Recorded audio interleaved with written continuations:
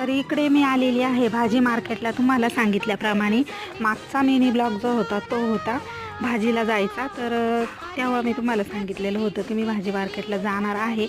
तर अंदाज लावायचा आहे की हे भाजी मार्केट जे आहे ते कुठे आहे, ते कुठल्या शहरामधलं आहे. आणि मला वाटलं होतं की पाऊस पडला आहे आता भाज्या थोड्याशा स्वस्त होतील, पण 20 रुपयाच्या खाली कुठलीही भाजी नव्हती. तरी पण मी सगळ्या भाज्या ज्या आहेत त्या अर्धा अर्धा किलो घेतलेल्या होत्या.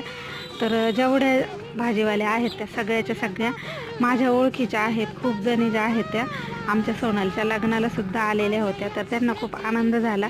आणि काही काही आहे ना इतक्या कुतूहलाने विचारत होत्या की आमचा फोटो घेत आहे की आमचा फोटो घेत आहेत का.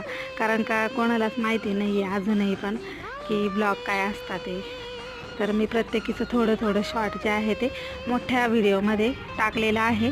लिंक जी आहे ती डिस्क्रिप्शन बॉक्समध्ये देते, बघायची आहे.